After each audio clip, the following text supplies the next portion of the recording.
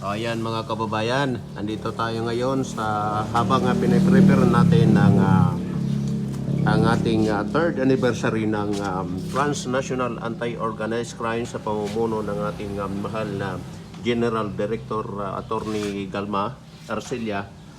Ngayon, gusto kong ipakita sa inyo kung paano ginagawa ang puso. Itong puso na to. Yan.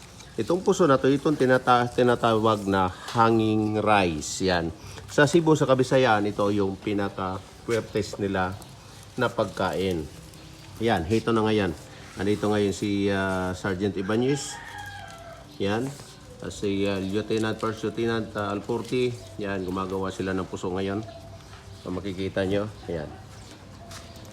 Gusto kong, yan. Paano ba yan? Yan. Ayan ha. Yan, gumagawa sila ngayon. Tapos ito naman, ito yung master ng tagagawa o silid ng bigas, no? Yan, ito yung bigas na to. Itong tinatawag na red rice. Bagamat din nyo makikita niya siya ay namumutla lamang sa pagkapula-pula. Gawa nitong ito yung variety ng red rice dito. Kapag naisa lang na sa gilingan, hindi na siya pure na pula kung tingnan. Yan. Siya si Maureen. Yan. Ito naman, si Major Flores ng Transnational Anti-Organized Crime. Yan, gumagawa din siya. Lahat dito. Kung makikita mo, ito, si Corporal Alvaro. Yan. Yan, kung makikita nyo, bago mangyari yung paggawa ng puso na to, no, kailangan muna natin ng mga sangkap tulad nitong minasbad kung tawagin dito sa Masbate. Ito, mayroon ditong kutsilyo.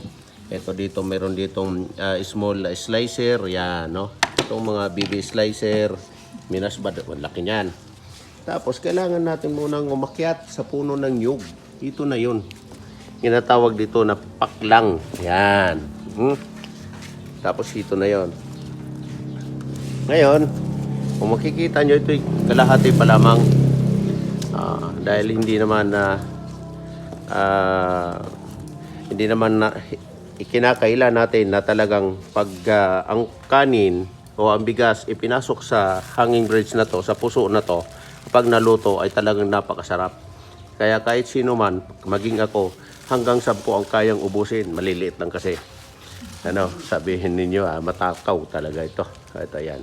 Ito yung binyo ng natin, ng third anniversary ng Tao KG Transnational Anti-Organized Crime. Yan. Ito na yan.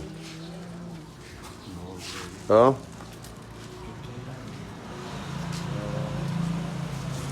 Ayan o, malapit nang mabuo. Yung kay Lieutenant buo na. O, yan o. Oh, galing. Galing. Ayan. Itong kay Sergeant to, malapit na. Oh, tapos na yung kanina, Sarge. Tapos na. Oh, bilis. Kita mo? Oo. Yung mga gustong magpagawa, ay walang problema. Welcome na welcome po kayo.